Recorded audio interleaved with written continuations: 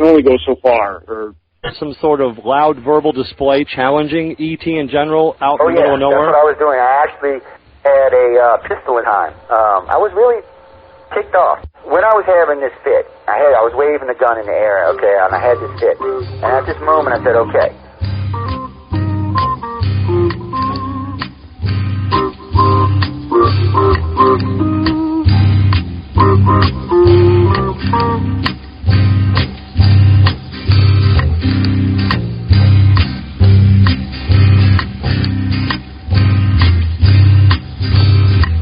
He was a Louisiana man named Montaldo. Folks around called him Six Gun Joe. Worked with Icar, don't you know? Investigating UFOs.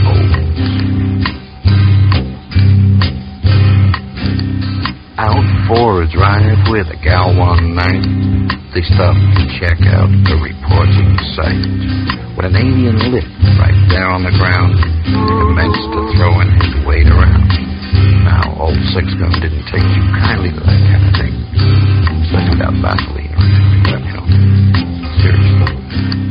Well, Six Gun looked that critter right in the eye and said, "Any last wish before you die?"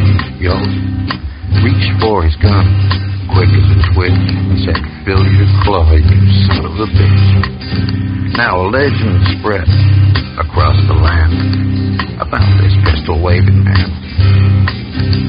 But if you're from space or from Earth below, you don't give it to Six Gun Joe.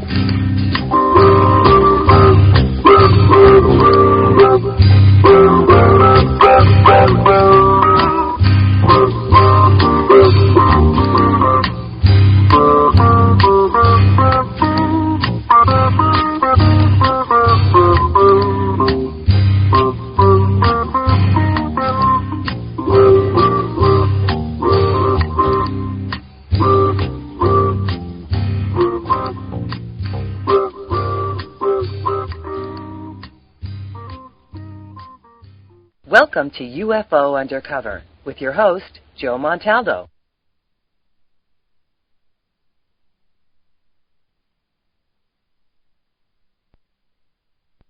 Good evening, everyone, and welcome to another episode of UFO Undercover. Like Natasha says, I am your host. I hope everyone's having a great morning, great afternoon, great evening, wherever you are on our beautiful blue planet. I say this every week, guys. It's my favorite thing to come do. I get to talk to 144 countries around the world, all kind of people about a whole range of topics that are running. I sigh. Sorry, guys, talking virtual autonomy. It's just one of my favorite things to do. I come here every week. I've been doing this for 10 years. I think we're on... show 500, if I remember correctly. I'll have to actually go see. We're right around there. I might actually be a little over that. So check it out. You know, the archives are free. They're located at paranormalradionetwork.org or upn.org. There's a whole host of addresses and ways to find your way to the archive site. We've also started by special request. We'll do this for a few people. I'm not going to make a habit of this every week, but once or twice a month, I'm reposting popular archives that have been requested by more than a few people, usually a dozen or more. I will go back and post the archive, repost it so it's at the top of the list again, so it's easy to find and for people to listen. I posted a few, some of my archives, some are some other people's archives.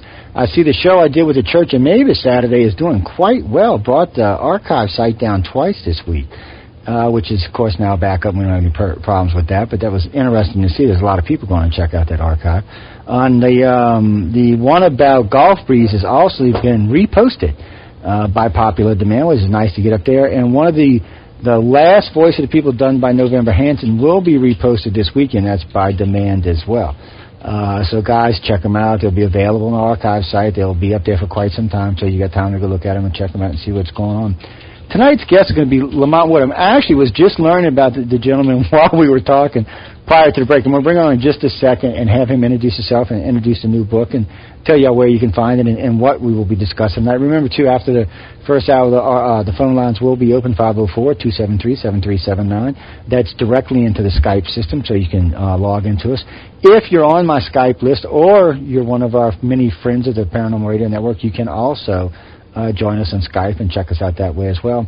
And Skype just sent us this new thing about GroupMe, so we're going to probably be adding that to what we're already doing, along with the whole host of archive stations you can find this on, the syndicated stations we're on, and all of our own personal servers. So, guys, you can't say I do make it easy for y'all to listen to the show. Tonight's guest is Lambert Wood. Lambert, why don't you come on, Lamont, why don't you come on and tell everybody a little bit about yourself? Tell them a little bit about the booklets, tease them at first. And then I want you to tell them about the story we were just talking about when we were coming on. So go ahead, man. Okay, again, the name is Lamont Wood. I'm a writer living in San Francisco. And the book is called Out of Place in Time and Space. And you can find it on Amazon or in better bookstores.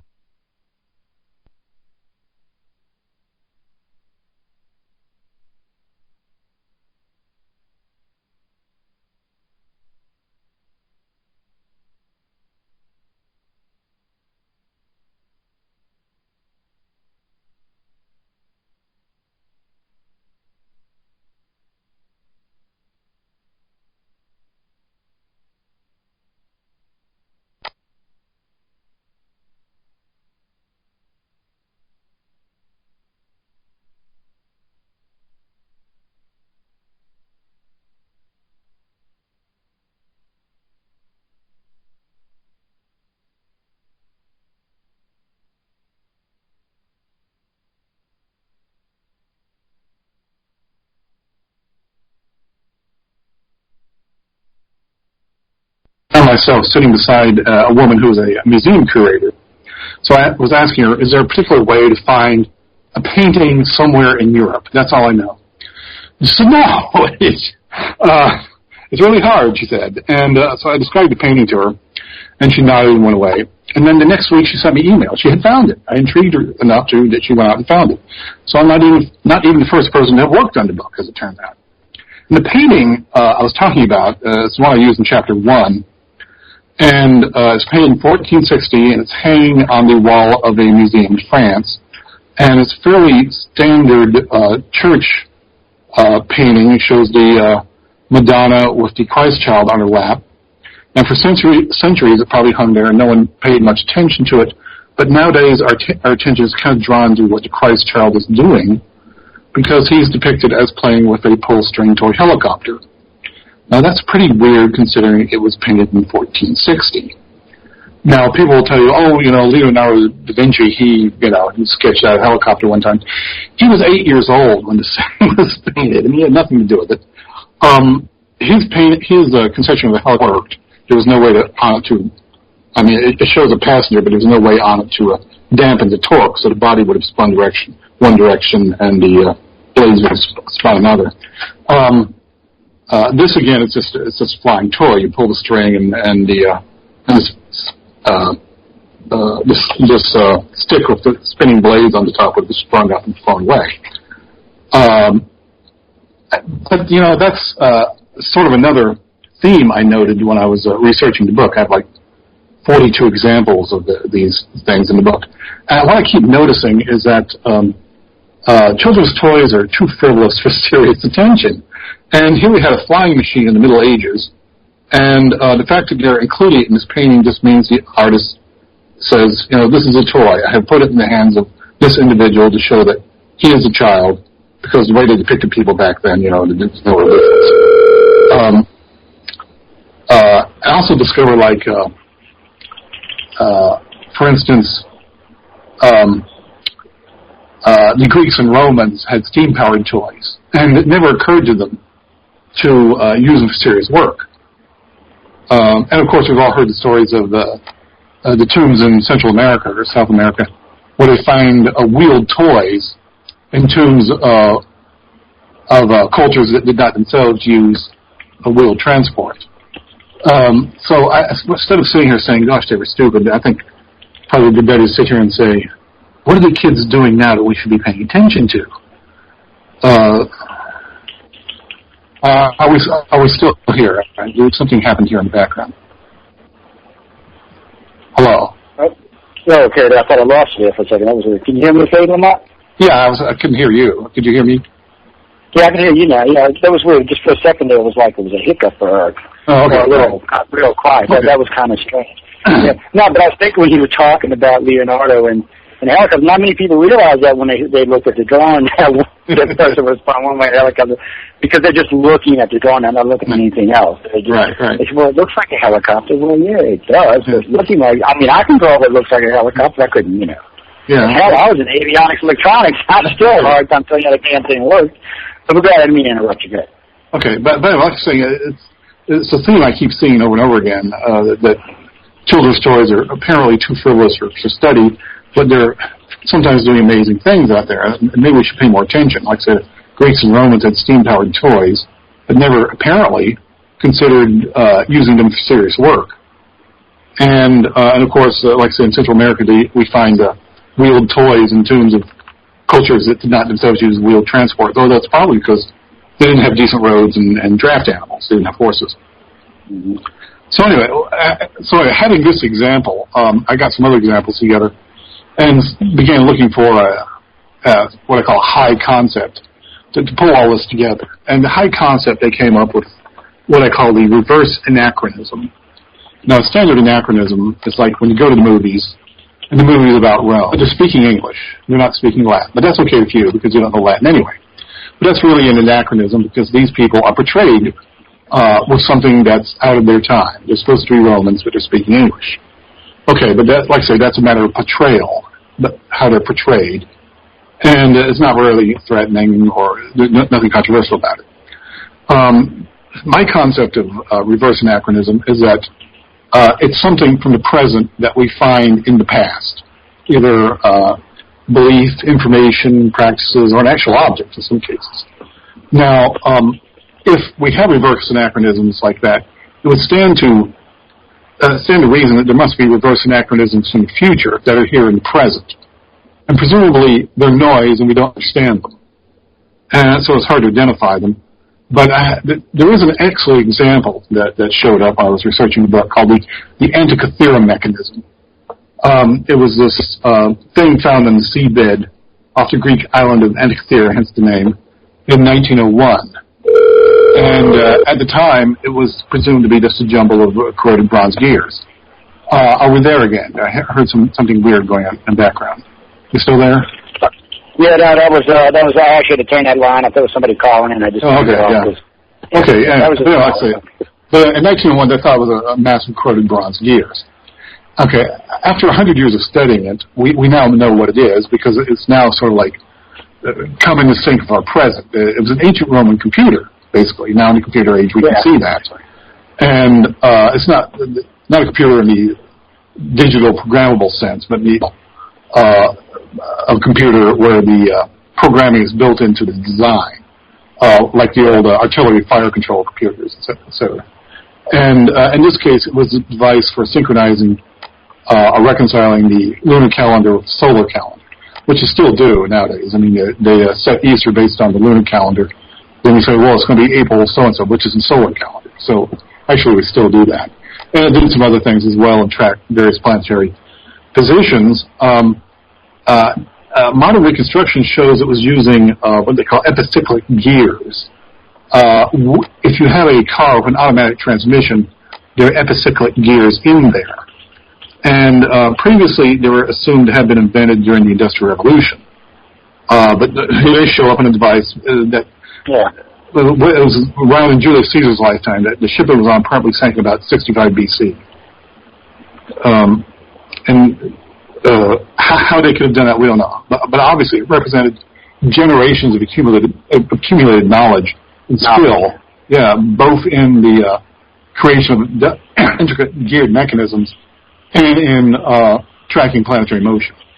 I mean, someone didn't throw that together just for ship sail, I guarantee. No, well, we know we lost a lot of knowledge between the burning of Alexandria and a few other things that went on. Plus whatever was lost in some of the other places that were completely annihilated in time and space. So there's a lot. But you see, ancient history to me, because, I do things and I tell people all the time, especially the fields we work in, you should always start in the past and work your way forward because, frankly, I find the past, there's stuff that just is out of place. I'm with you 100% on this. It just doesn't belong there, and you think it.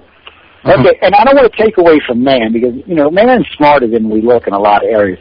And we do learn things through repetition or many ways, but then if it's not kept a good record of, we lose it. And people don't realize, like today, everything now is going digital, and within 100 years, everything will be digital. If there's ever a great electronic wave or some kind of great war, we'll probably lose 90% of what we have. Oh, it's already in danger, even without that. They call it the digital dark age, because the hardware and the software both become obsolete so fast. And the files you have today, you may not be able to read them in 10 years. That's true, because I run into that problem. Yeah. So there's a lot of people worried about this. Well, they should be. But anyway, but you're in the construction business, so one of the other reverse anachronisms I discovered that would probably interest you would be cement and concrete. Yep. Officially, concrete can be traced back to a British patent issued in 1799, and it's assumed to be part and parcel of the Industrial Revolution, and the accumulation of capital that demanded large construction of a fast time frame, and so you needed concrete because you couldn't depend on quarried dimension stones, et cetera, et cetera. And that's all true. But then you go to Rome, and you find these buildings that are made out of concrete. It's weird, considering it was invented in 1799. The Pantheon, for instance, in the middle of Rome, is the largest freestanding concrete vaulted structure. It's I forget what you call it. It's like it's a big dome. It's a dome, basically. Freestanding concrete dome. And it was built about 120 AD. We're not sure why. We're not sure how they built it, obviously out of concrete, but we don't know how they got the skill to do that. We're not sure why they built it. It's not really a temple. People refer to it as a temple, but the design of it does not allow for any pagan Roman worship. So we really don't know why they built it. There's a sign on the front that said it was built by a certain person, but we know that the person they're referring to had been dead for about 100 years when they built it. So it just gets weirder and weirder. But that's not unusual of ancient buildings. We often do not know much about them, or as much as we think we do, or when we actually look into it. Well, I always found the concrete thing interesting because the very first time I read about it was, 28 years ago. Yeah. And then about 10 years after that, I seen a special not only on the concrete of Rome, but come to find out not only did Roman make concrete, but they made concrete that could harden underwater. Absolutely. Which was a very good step all the way across the board. And I always thought it was an interesting thing because it was a very advanced concept for the time period that it was. But they seem to do it, and they seem to use it quite a lot throughout several areas, and not just. And it was even about 300 years, 500 years, somewhere up in there. Time frame where this stuff was being used, and poof, it's gone again until when you were talking about the British patents, and that's what 1,500 years or 500 years. Yeah. And so poof, it's gone and it's back. But apparently, there's it's just a new reinvention is what it really is. Right. It's just being reinvented, which. See, those kind of things fascinating. It's like a little battery that they found in the Middle East. They say that was for electroplating gold. Okay. Well, who in the hell figured this out? Yeah. You could use electricity to electroplate gold and how to make electricity all at the same time. I'm thinking, that's a stroke of brilliance even by anybody. Yeah. We got to remember that the modern scientific environment is a modern invention. With the publishing industry and all that, and the fact that you're supposed to come up with things and publicize them for the better good of man, that would have been considered ridiculous centuries ago. I mean, you're supposed to keep it secret to yourself and make money off it. I mean, the original patent laws of the U.S. Gave you a patent for 17 and a half years, of which you had a monopoly on new invention.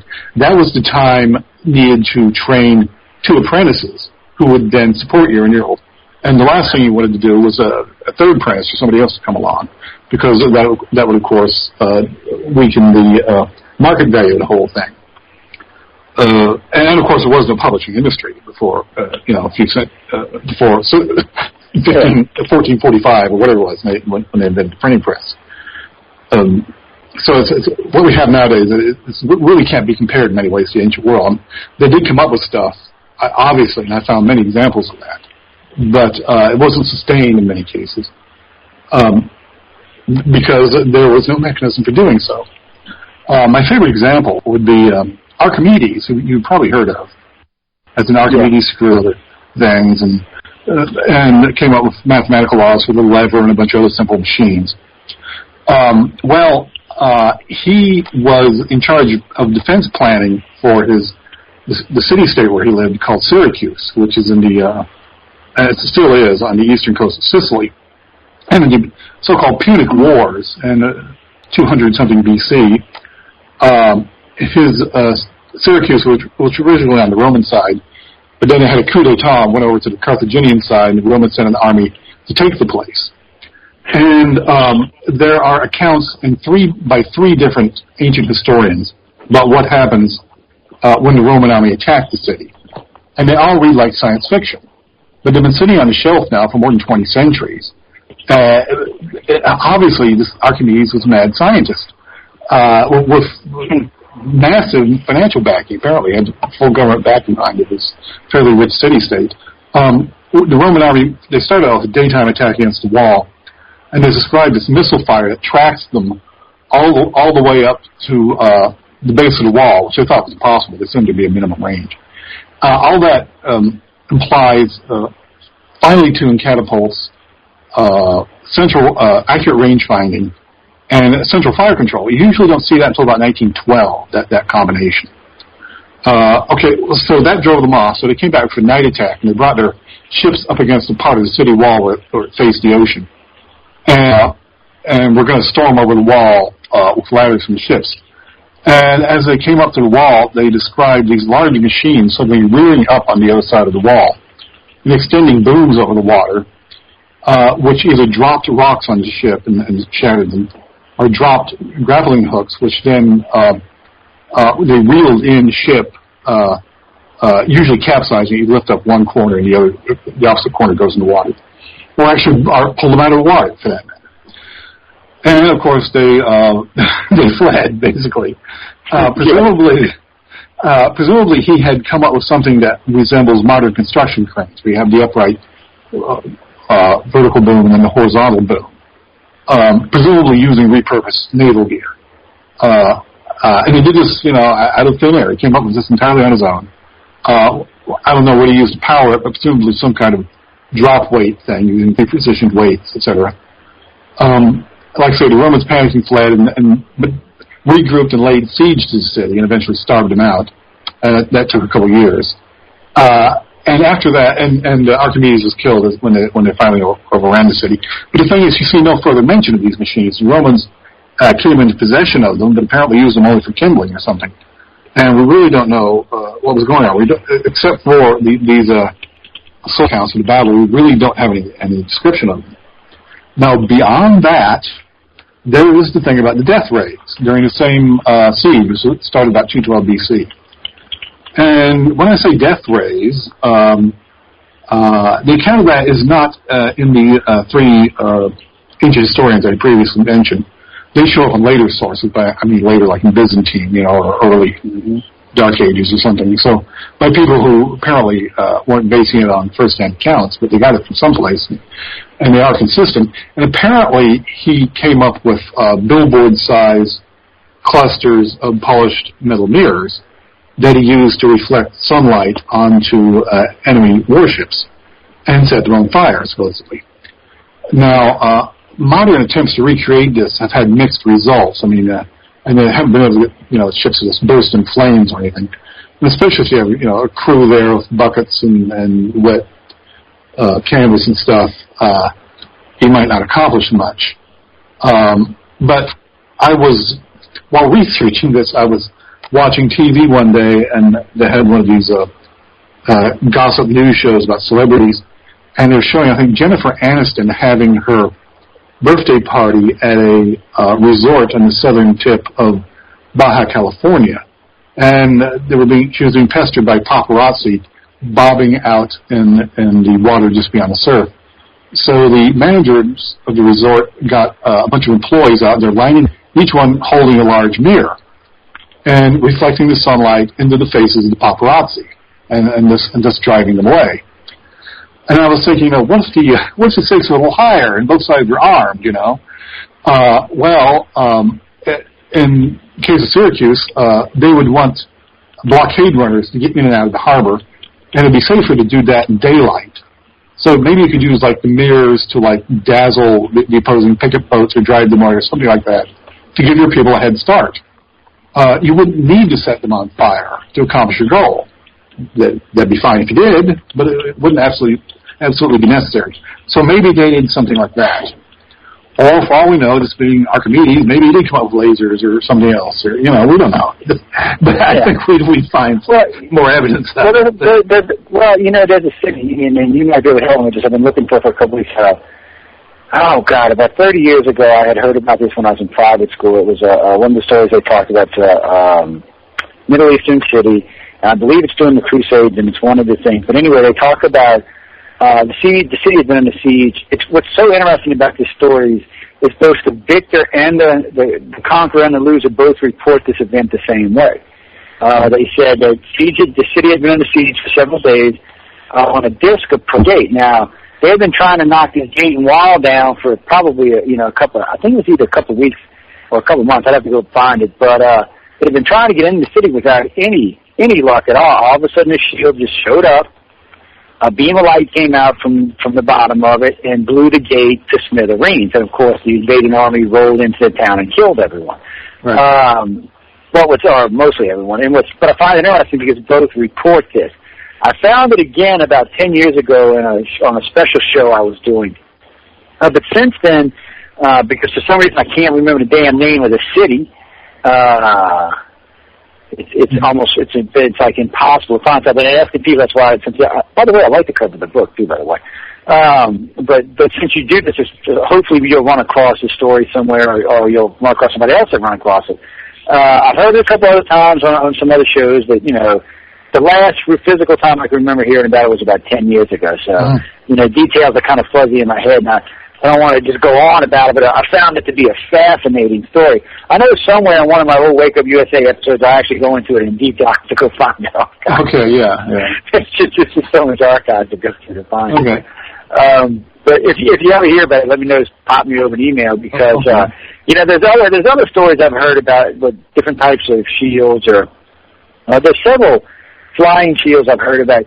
See, for me, anything prior to 300 years ago that's flying in the sky amazes me. Mm-hmm. Anytime I hear anything about a report of anything flying in the sky, because, come on. The hot air balloon was the first time man really ever flew, and before that, there was nothing flying for literally 5,000 or 6,000 years. There was nothing in the sky. All throughout recorded history, we have events of things flying around in the sky. So I find those stories particularly fascinating because, what is it? Some of it you can write off as meteor showers or comments or other things, but some of this stuff, like 2 or 3 of the sightings over London, a couple of the ones over Rome, you can't. There's no way to really write them off other than for what the people saw. Mm-hmm. And back then when they saw stuff, they reported it as in group. As today, somebody sees something, I didn't see that. What was that? I don't know what that is. Yeah. What is that? No, I don't know what that is. I have no idea what they were, but I do find it interesting that you have these reports prior to the modern era because there was no flight.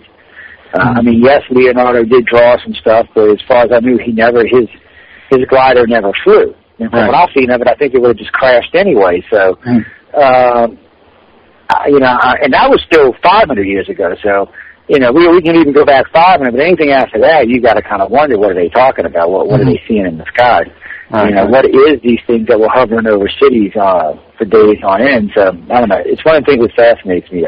When I was looking at the cover, that's what made me think about it when I was looking at the cover of the book, the one in the little triangle thing, the person sitting inside. That's always been, I found a lot of, I don't know how much of this you found, but a lot of the medieval artwork, or in that period, this 300 or 400 year period there, that a lot of the stuff like this seemed to show up. You're seeing pictures in the sky. Yeah, and I have a whole section on that in the book. And I'll be checking that out for sure. Yeah, but the thing is, when you look into each individual example, usually you discover that they're illustrating a Bible story.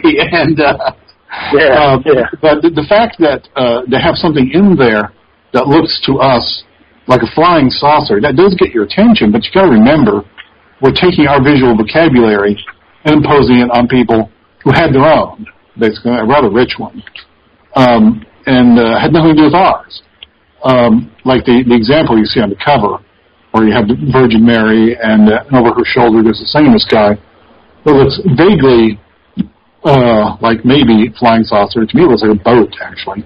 Maybe with some golden rays coming out of it. Well, that's from a detail from a picture about the Nativity. And of course, that's the Bible story, the birth of Jesus. And and one of the parts of that story is that you have these shepherds in the field by night being confronted with the heavenly host. And if you look closely at the picture, you see that there's a guy down there below the thing in the sky reacting to it, and around him are some sheep. So he's the shepherd, and he's reacting to the heavenly host as required by the Bible story. And of course, these things were fairly expensive projects commissioned by church officials, and the artist wanted to get to satisfy the customers. So whatever they wanted was in there, and I'm sure there's nothing in there by accident. He didn't slip something in there because he happened to see it in the sky. The other thing you were talking about in the cover is a little more complicated. That's from a monastery in Kosovo, and it's the inside of the dome, and it's a crucifixion scene that was painted in about 1350. And this doesn't side. This is the one picture I didn't think I would get, but it turns out because it's an area of war-devastated Kosovo, just over the border from Albania, in the middle of the mountains. It's 12 miles from the nearest town. Actually, I took only one phone call after I figured out who to call. So that was something else. But anyway. But when you look at it, you see that you have the Christ on the cross.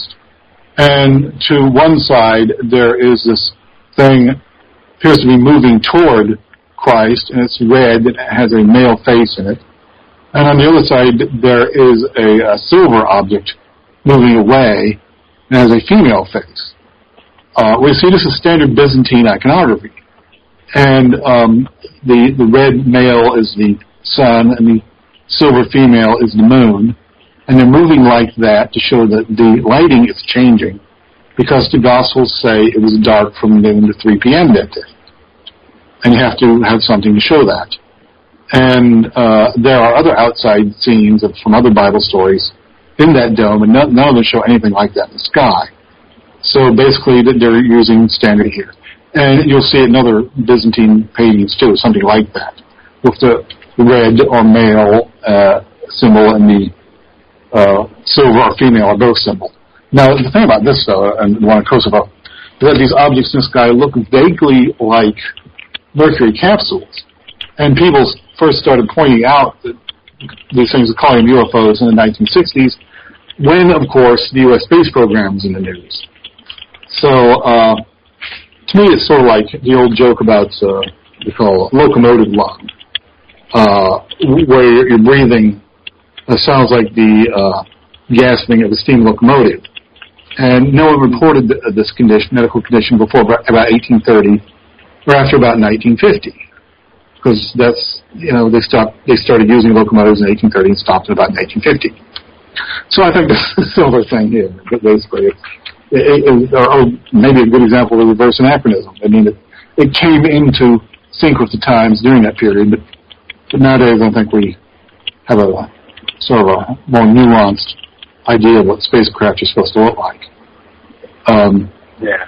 But like I say, I get several examples, and when I talk about these things, I feel like I'm a children's party going around popping balloons, because, like I say, you can, in all cases here, find a fairly prosaic explanation of what the author the painter was doing. But on the other hand, that doesn't mean I'm right either. I'm the first to admit that. But throughout the book, I try to use what's called Occam's razor. The simplest explanation is the one to bet on. But the thing, the simplest explanation is not always correct. Yeah, that's true too. Yeah. So if you don't want to believe this, that's fine. But I really think my explanation is the simplest one. But if there were people out there in flying saucers flying around, that would actually be a simpler explanation, wouldn't it? Actually, it would be the easiest one. Yeah. Yeah. Right. But to me, it's the easiest. Yeah. If they're up there, that's the easiest. But in the meantime, it strikes me as being sort of like Deus ex machina. anything goes if we allow this. So anyway, but that's my favorite though.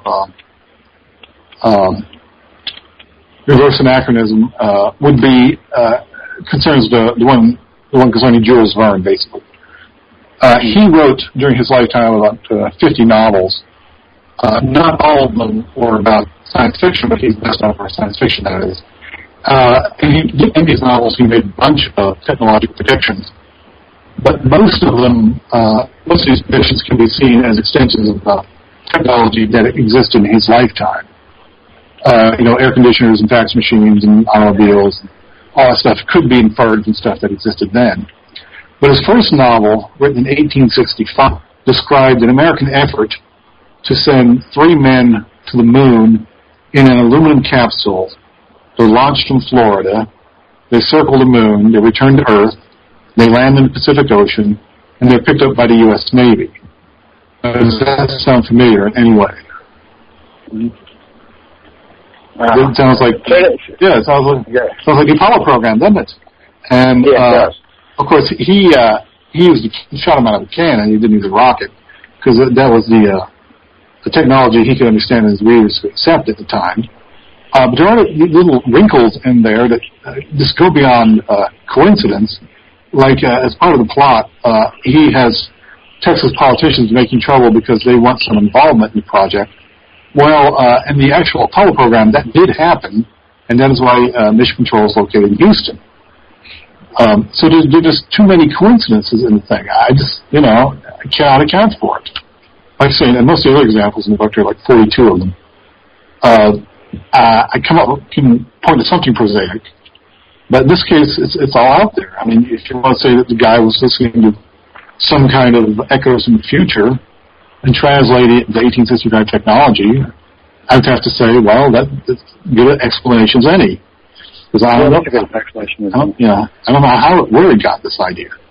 But there he is launching 3 men in a moon capsule from Florida. It's just bizarre when you think about it. It is, because we discussed that part about stuff maybe being picked up from the future and the past and us trying to emulate it in one form or fashion or another. Yeah. So I don't rule out stuff like that because, those kind of explanations do kind of lend credence to some of the stuff that we're talking about. Of course, I'm sure half the people listening to us right now going time travel's impossible. Guys, for us it is, but we're not even talking about time travel here. We're talking about echoes from the future into the past, something that's following along the line. We're not actually talking about anybody deliberately doing this. Even it could be possible they're doing that, but that's not what we're talking about. Yeah, it's like a ripple, guys. It's like the guy standing in Sicily in 2000 BC or AD, and the guy standing in the same place in 4000 AD. We're talking 6,000 years difference here, but they're both standing in the same place at the same time. At the same point, so it is possible. I'm not going to rule stuff like that out because you never know. Besides, that kind of stuff fascinates the hell out of me. Again, the book is called Out of Place in Time and Space in better bookstores, and just go in there and ask for it. Don't be shy. I think youth nowadays are hard to play. And like I said, Out of Place in Time and Space. It does rhyme, and the author's name is Lamont Wood. Guys, you can always pop to the website, click on the picture of the book. It takes you right to Amazon. Bam, bam, that's simple. Right. Make it real easy for you.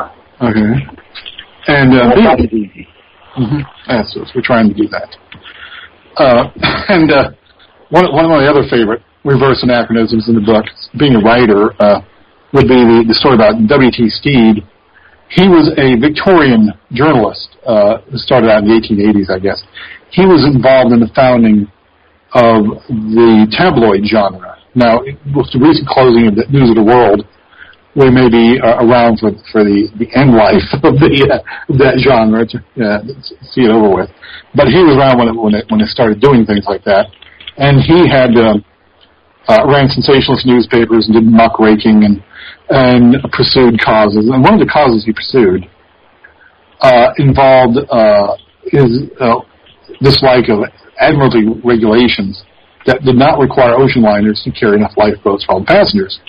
And he, in fact, wrote evocative fiction about what was likely to happen in the case of a mid-ocean collision, as panic breaks out, as people realize there aren't enough lifeboats, et cetera, et cetera.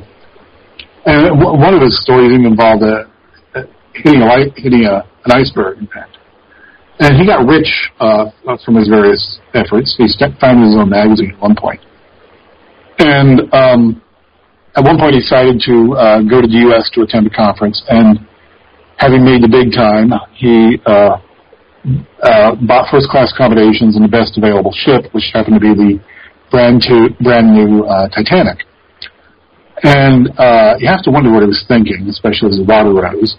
And no, he didn't make it. He was one of the casualties. So I can't think of anything more ironic, really. He actually wrote about this problem, and then got on the Titanic and sailed away.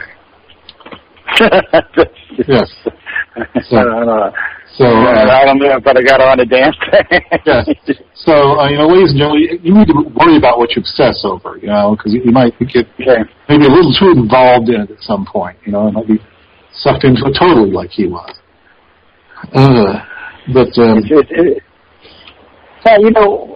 For you personally, because when I'm looking at the cover, I'm thinking there must be some favorites in here that you personally find favorite. I mean, things at a time and place. I mean, what was your favorites when you were researching this?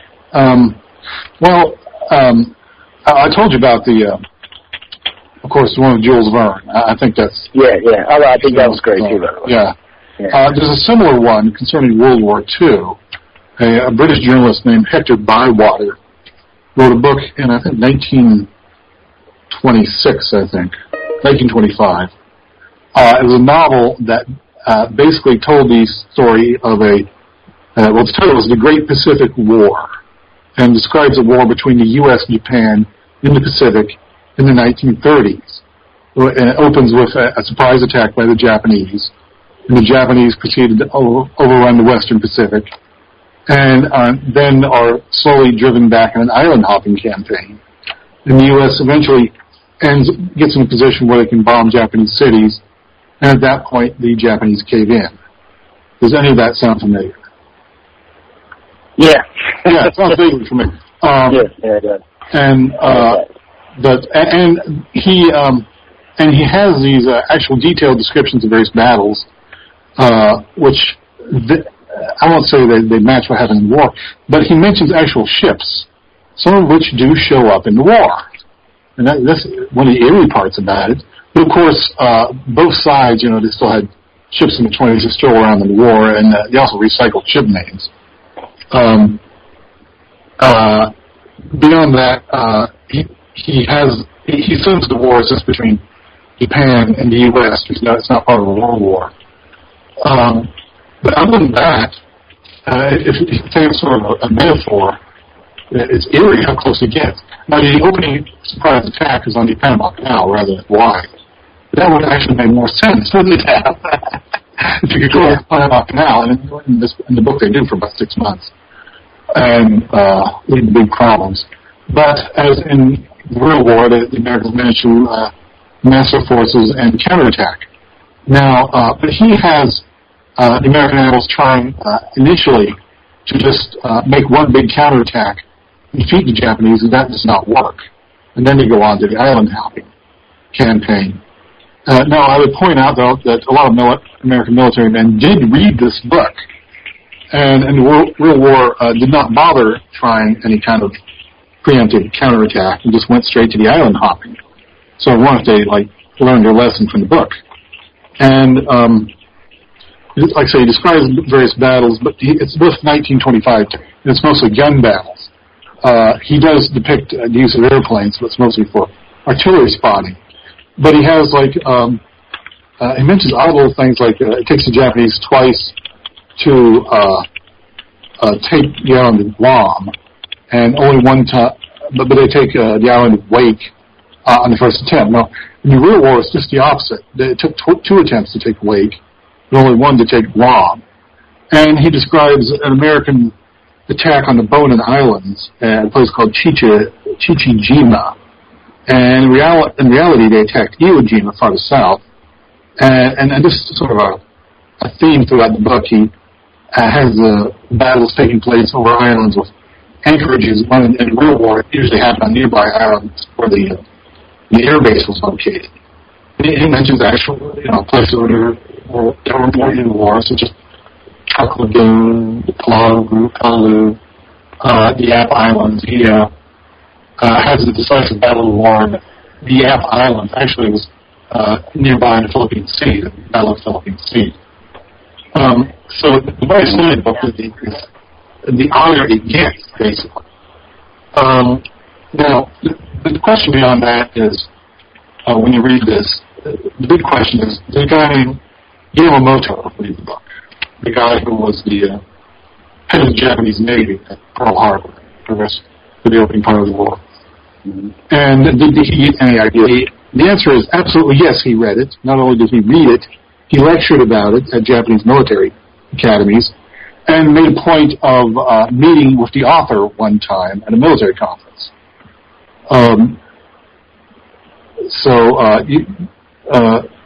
You wonder how much it affected his operations during the war, and you wonder if after the opening attack worked, if he thought, here comes the rest of the book, what am I going to do now?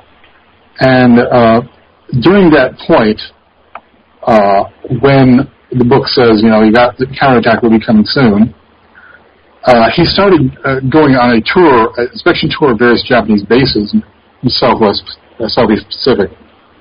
And at one point was suddenly ambushed and shot down by long-range U.S. fighters. So we'll never know how he was affected by all this.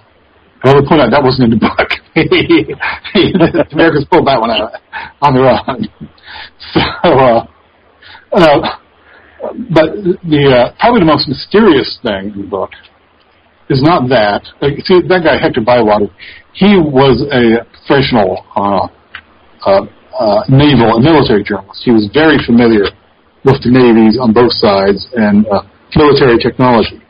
And he was writing the book basically to show that war in the Pacific would not be a walkover for either side. It would be a very, very painful affair, which of course it was. And if he was seeing the future, he left out a lot of things, such as radar and death marches, and stuff like that. Which all the fun stuff, yes, or maybe he did see it because he died in early in the war in a hotel room in London. Apparently, drank himself to death. So, like I said, maybe he did see it. Maybe the medium is a message there. So, again, we'll never know. But that's not the most mysterious thing around across the book. As far as trying to explain something, or something being a reverse mechanism. To me, that's the Voynich manuscript. That is a hand-lettered, hand-illustrated book that showed up in about 1912. It's been dated to, I think, 1420, which is, of course, before the printing press was invented. Of course, it is kind of hand-illustrated. And it's written in an alphabetic language. And analysis shows that it follows rules of a language. And it fits into mathematical patterns, as you expect a language would, which indicates instantly that it's not gibberish. It is actually a language. Problem is that the alphabet is seen nowhere else, seen only in this book. The rules of the language are not that of any known language. The mathematical pattern is not that of any known language. The illustrations in the book appear to be about something, but when you look at them, they're not about anything. Like what appears to be illustrations of botanical information, plants and stuff, but they don't match any known plants. And there appear to be illustrations of astronomical information, but they don't match anything known to astronomy. It has illustrations of weird plumbing and pictures of ladies standing around with no clothes on, but they're not doing it. All of which is hard to explain. Not only does the lettering appear to follow rules of a language, but you see words used restricted to certain parts of the book, indicating apparently the part of the vocabulary of the subject matter in that section. You don't hear anyplace else. In other words, it gives you the impression that it is a book written about something. But we can't prove that. No one has been able to figure out what. Some of the brightest lights in the field of cryptography have tried to decrypt it, assuming it's encrypted, and have gotten nowhere. Now, it's been pointed out that you could achieve the same effect of having text that appears to follow mathematical patterns, language patterns, by taking gibberish and then encrypting it. And the act of encrypting it would give patterns that we see. And and that might be something worth doing if you wanted to, impress the CIA. I don't think that was an issue in 1420. So the other possibility is that we're dealing with somebody with what they call OCD, obsessive compulsive disorder. Some type of that will make up a language and will, write a book based on that language. Usually, though, the analysis will show that it's the person's native language with some alterations. Usually you can figure it out. In this case, they haven't been able to do that. And then, again, there's the illustrations, which appear to be about something, but aren't really. You'd think after a while the illustrations would actually be about something, just because it's easier than just making up something that is not quite about something. But on the other hand, but whoever did this had access to tools and skill and material that were not widely available in 1420, and it probably took a year to do it. So the mystery just gets deeper and deeper. So this is one of my candidates for maybe a reverse anachronism in the future. Maybe we can't understand it because we have nothing in common with it. We have no way to approach it. Maybe in future centuries that will change, and we'll have some way to approach it. But at the moment, it's just mystery. I'm listening because I always think about these kind of things and how people can pull off. And it's one thing about humans I got to give them credit for is that if you get something stuck in your craw, for lack of a better explanation, you can't seem to let it go. I mean, it's not, whether it's today or 5,000 years ago or 5,000 years from now, there's something that changes about us anytime soon. It's just, it's not everybody, mind you, but still, a lot of people, and myself included, if I get on something, I'm not letting it go until I get either what I want out of it or whatever I'm trying to achieve. That's enough to drive half my friends and family insane, but I can only imagine in cases like what we're talking about, it was probably the same way. I mean, it was probably driven nonstop, something. It's also sometimes, I think, why there may have been some kind of link in the old world, because sometimes it's like someone downloaded something into somebody's head and the person was just like, holy blankety blank, blank, blank, and just took off in their life. Because I have seen some parallels, well, not parallels, but I've seen some points in history where a person's moving along, and all of a sudden they've had a stroke of genius out of the blue. Right. Like somebody hit him in the head or something. And normally we're talking, we'll make this easy and we'll use somebody more modern. There's a little guy, he's not too famous, he's figured out stuff, a couple of things, his name's Einstein. Out of the blue. We're talking about somebody who worked at the postal office, ladies and gentlemen, and who have wrote some of the most valuable formulas ever to exist in our history as a theoretical physicist.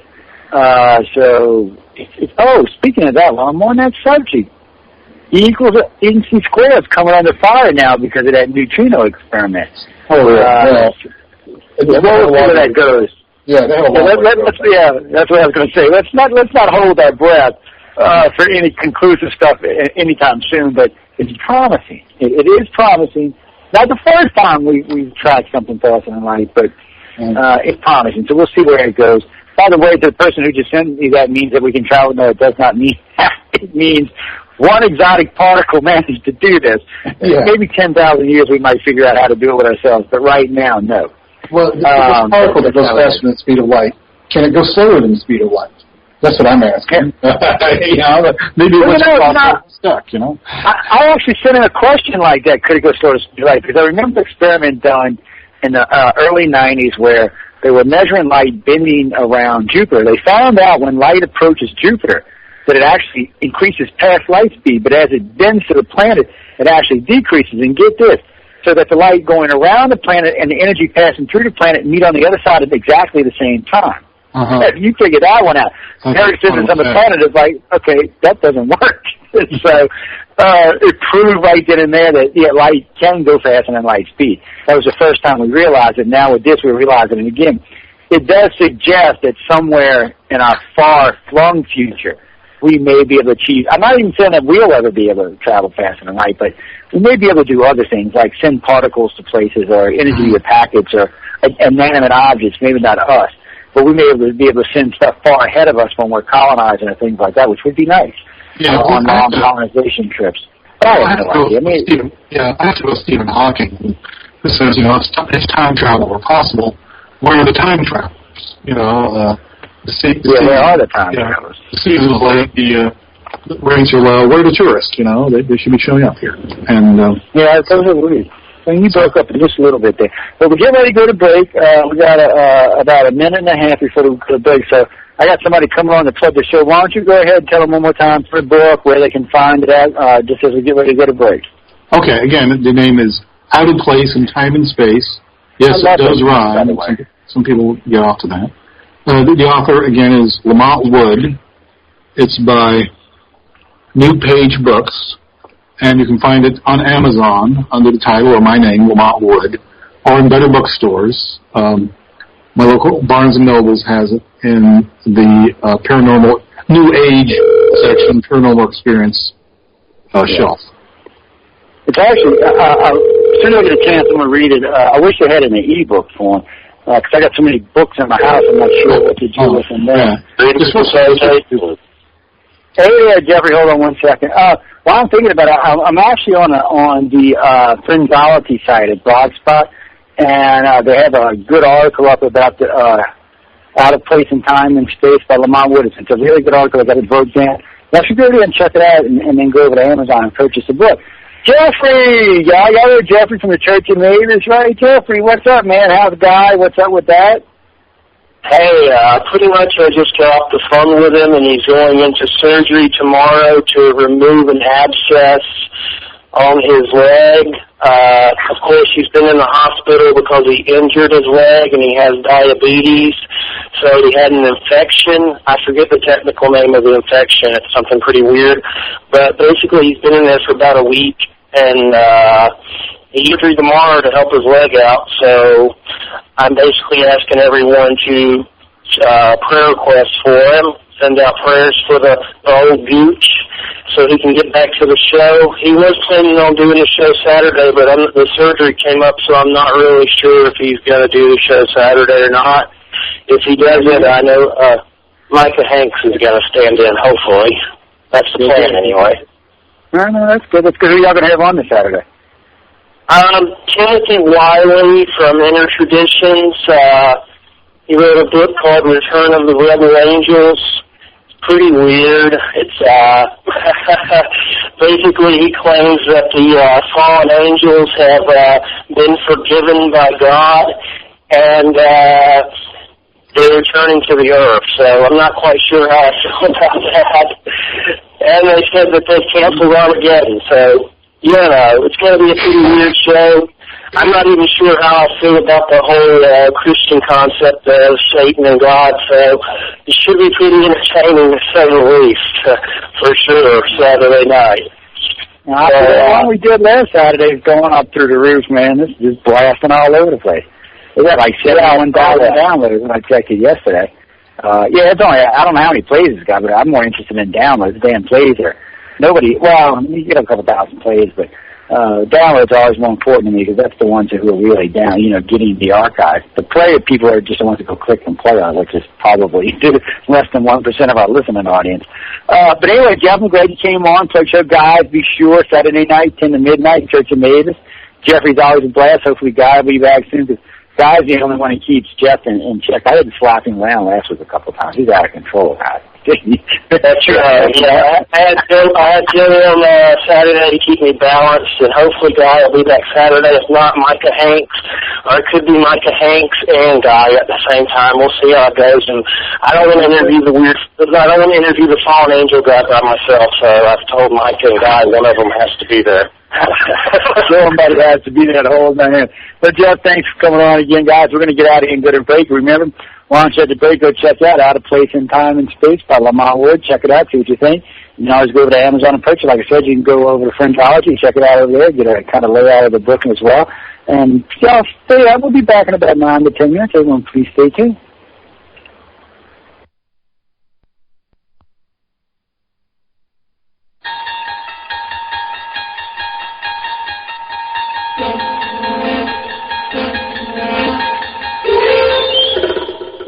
You're listening to UFO Undercover with your host, Joe Montaldo, right here on the Paranormal Radio Network.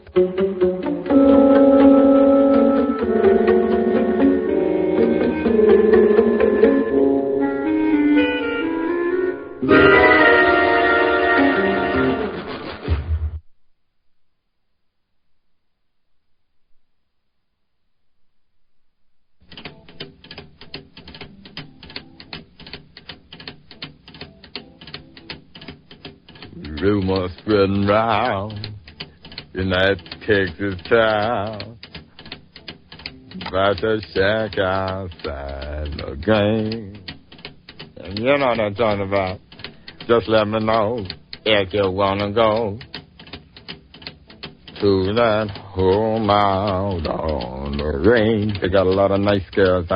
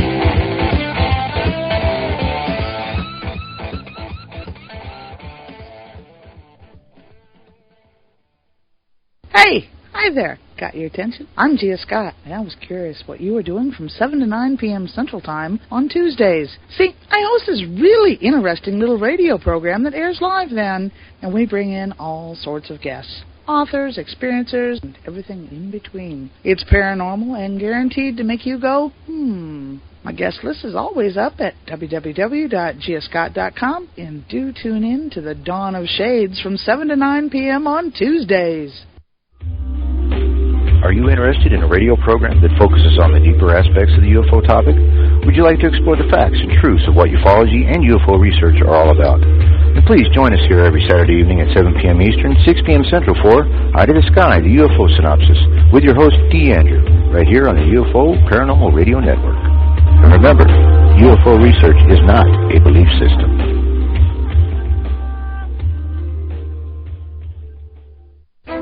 Hello, everyone. Trish Sheridan, host of A Global Focus. Come join us each Friday evening at A Global Focus's new time, 9 to 11 p.m. Eastern. Come join the discussion.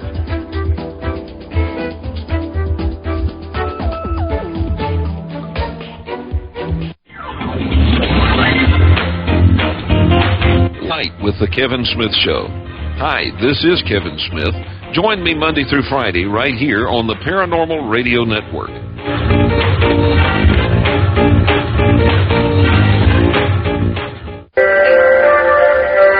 Hi, I'm Psychic Medium Chris George. And I'm Stephanie Minetti. Psychic Medium, are you sure about that, Chris? It's more like Psychic Extra Large. Yeah, real funny, Minetti. But then again, being my girlfriend, you would know. Together, we are Second Sight NYC, a parapsychic radio show based out of New York City. Join us each week as we journey into the unknown. Let's cross the threshold of reality together. We take a fun and no-nonsense approach to our show, and we love to interact with our audience. Each week, you can expect a great guest, interesting topics, and strong opinions by myself and Stephanie. As well as rapid readings, psychic dream interpretations, and the gemstone of the week. And don't ask us a question that you don't want an answer to. Give us 2 hours of your time to inform, enlighten, and entertain you. Let the journey begin. Join us. The Church of Mavis radio show is now in session. Saturday nights at 11 p.m. Eastern, with high strange scholars teaching us of ufology, the paranormal, and the occult, and the metaphysical. Dick Sanctuary with the dark reference, Jeffrey Pritchard and Guy Widdell at www.mavisincarnate.com. Always moshing with the apocalypse. Now get down on your knees and pray. Hi, this is Rob Simone, and I want to tell you about my brand new show here on the Paranormal Radio Network. Each week, I bring you the most interesting people on the planet, the most in-depth discussions, and the most controversial issues. We go where no talk show dares to go. Join me every week for the Rob Simone Talk Show here on the UFO Paranormal Radio Network.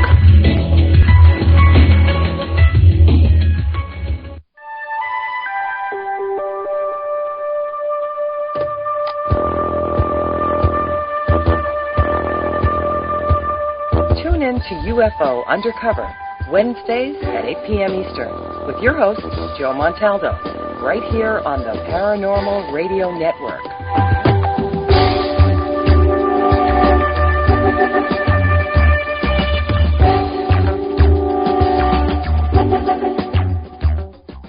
I had enough. Well, you drove out there into the middle of nowhere and had some sort of loud verbal display challenging ET in general out in the middle of nowhere? That's what I was doing. I had a pistol in my hand at the time. I was really ticked off. When I was having this fit, I was waving the gun in the air, okay, and I had this fit. And at this moment, I said, okay.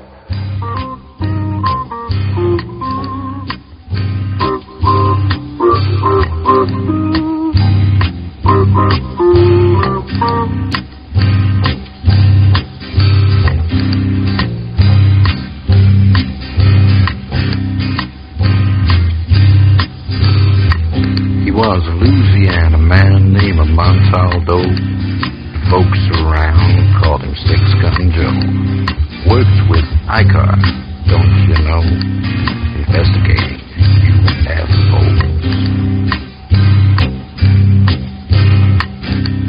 Out for a drive with a gal one night. They stopped to check out the reporting site.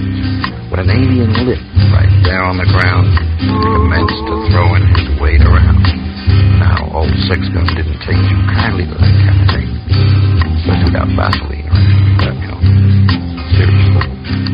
Well, Six Gun looked that critter right in the eye and said, any last wish before you die, yo? Reached for his gun, quick as a twitch, and said, fill your claw, you son of a bitch. Now legend spread across the land about this pistol-waving man. But if you're from space or from Earth below, you don't give no lip to Six Gun Joe.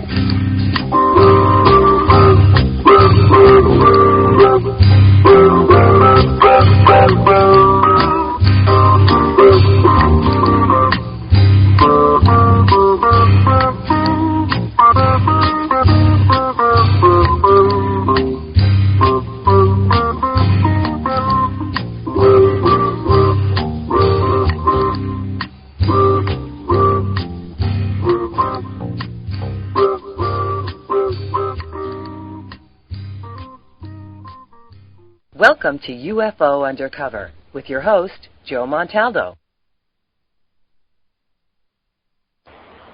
Good evening, everyone, and welcome back to UFO Undercover. I hope everybody enjoyed the first hour of the show, guys and girls. I've been enjoying talking with Lamont. We've got a lot of interesting information. It's been a lot of interesting information through the first hour. So we're going to open up the phone lines and chat. I mean, I've already seen a couple of questions coming in via the different messenger systems and the Power Talk Virtual Auditorium and Facebook. Where did Facebook go? There it is right there. Guys, I know I told you at the beginning of the show, go over and check it out. Remember, go to the website. You can click right on the title of the book. Well, actually, just click picture of the book itself. It will take you straight over there. Guys, come on. Out of Place and Time and Space. Real easy title to remember. Does rhyme. Lamont's right, it does rhyme. You can go check it out, buy a copy, add it to your file. Get it for a Christmas present, ladies and gentlemen. It's getting to be that time of year, guys and girls. We're getting close to the holidays. My favorite month of the year is coming up here real shortly. October is by far my favorite month because they get in all kind of trouble. So I'm looking forward to that. And yes, we will be doing a special show next week on witchcraft, which should be interesting in itself. Those shows are always, we'll just say they're always interesting, and leave it at that for right now. Lamont, welcome back to the show. Glad to be here. Again, the book is called Out of Place in Time and Space. And it is, you mentioned that Christmas gift. It is written to be read in airports, actually, or as a gift item. It's divided into chapters that are about the length of a magazine article, and each one stands alone. So you can start and stop reading as you please. And it's written to entertain and to intrigue.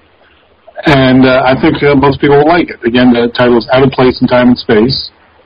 And again, it's a collection of historical oddities that sort of leap out at you because they seem to fly in the face of a strictly linear conception of history. It looks at things that really shouldn't be there. People doing things well before they ought to be able to know how to do it. And I cover about 42 different examples in the book. Some of them are actually debunking examples. I find certain things actually is they weren't really doing. In some cases I found it was like an urban legend, and in some cases I find fairly straightforward explanations.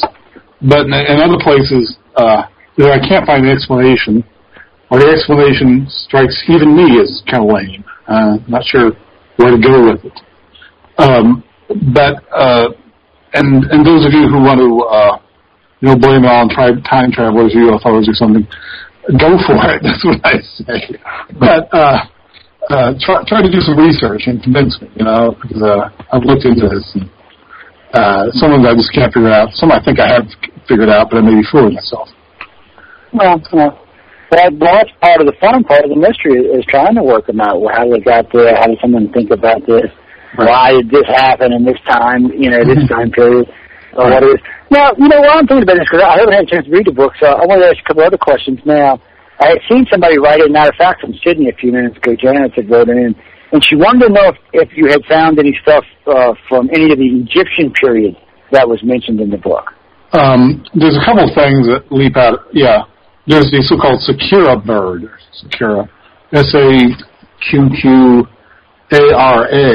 named after a cemetery, and it found in a tomb from about 200 B.C., and it looks like a toy model airplane. And again, I was in the first half, I was talking about this theme that I keep running across, is that you find things in toys that in a culture that you don't find through the rest of the culture. That painting from 1460, it shows a flying toy helicopter, or the steam-powered toys that the Greeks and Romans had. Well, is this a toy airplane? That would be kind of odd, because we're pretty sure the Egyptians did not have real airplanes, or even gliders. I think we'd know about it if they did. It would give them distinct military advantages that they would no doubt advertise, since scaring people is a lot easier than fighting them, frankly. So you want them to think you have more than you do. But this thing, I don't know, basically. Looking at it, it's not a convincing bird model. It's not a really convincing airplane model. It has a horizontal, it has a rudder, no horizontal stabilizer. Now, if it was a bird, there would be a flat tail. But it has a vertical tail, like an airplane, but there's no horizontal rudder either. So as a toy airplane, it wouldn't really fly. Now, of course, a lot of toys aren't supposed to be all that realistic because they're made to be dragged through sandboxes, etc. But this thing, in front of it, there's a beak and some eyes, as if it were supposed to be representing a bird, but the rest of it, like I say, it doesn't really look like a bird. My theory is it's really neither. It's a weather vane. But why they put it in the tomb, I can't imagine. So, again, this is one of those things where I have an explanation, which I think fits Occam's razor, which you're supposed to go up to simplest explanation. But I could be convinced otherwise. I just I see it. I have an explanation, but if you want to believe something else, go for it. Basically, I can't. Yeah, because when we get into this kind of stuff, there's so much speculation going on here. And, we can look at something. It's like Giorgio Tuklioff with that little winged plane thing he always wears on his lapel. Look at that. Yeah, that could be a great little glider. Now, the argument here is this a model of something that was working, or was this something the Aztecs of the Mayans just developed a little glider by watching a bird for their kids? See, there's no real way of knowing this. I mean, they say, the designs and the wings were propellers. Well, you don't know that. They could just be circles that they put down. Right. I mean, as far as we know, these were just, people were emulating birds, because it wouldn't be the first time in our history that someone made a model of a bird and tried to fly it. I mean, this has happened throughout the last 10,000 years. And so I don't, when it comes to stuff like that, I don't want to just instantly, it's an extraterrestrial craft or some kind of advanced technology or what have you, because it may have simply been what it was. It might have been somebody made a model and somebody made a little picture of the model, or, there was a little hieroglyph, something of the model drawing. So I don't want to take it for more than what it is. I mean, I do, like I said earlier, though, I find all of this stuff extremely fascinating, because anytime you mention flying in the sky prior to, 300 or 400 years ago, you just got to stop and wonder. But still, I keep seeing, Mark just wrote in from Saskatchewan, Canada. Did I pronounce that right? Saskatchewan. He was saying, Saskatchewan, sorry, but I'm not correcting me there.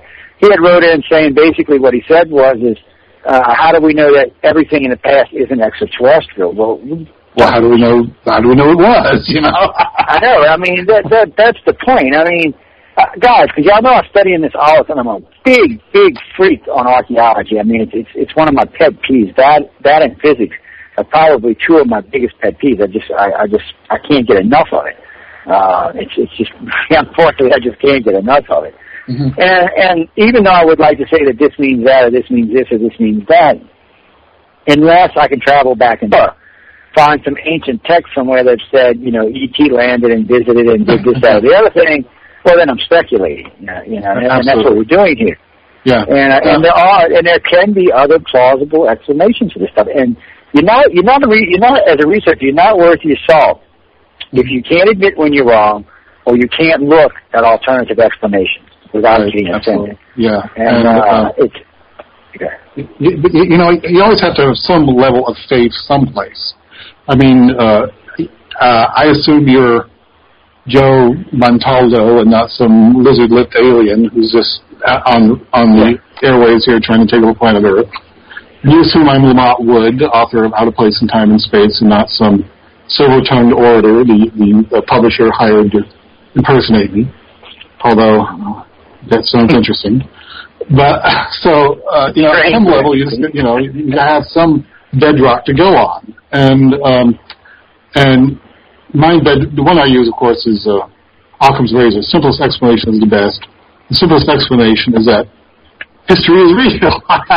You know, humanity does exist and has for a while. Now, but going back to the Egyptian thing, I also have a second chapter on Egyptian history, the Sphinx. You know what the Sphinx is, but as it turns out, I discovered it may not even be Egyptian. They don't know who built it, when, or why. It may predate the pharaohs, as a matter of fact. We don't really know. You would think we would know something about it, very little about it, but it's sitting there. The problem with it is that it's surrounded by these relics and remains and tombs and stuff that we can date with considerable confidence because the guy's name is on it normally. And we have a pretty good dating back to the historical part of the ancient Egypt. And it's up there on the edge of the Giza Plateau where the Great Pyramids are and all the funeral temples around it. And the rainfall there averages about 1 inch a year. And on the remains that we can date, we can still see chisel marks and stuff like that. And this stuff is shoehorned around the Sphinx as if it was built afterwards and the thing was in the way. And the Sphinx itself, you can find obvious marks of water erosion, which is pretty weird because, like I say, there are things beside it that show no water erosion, right next door.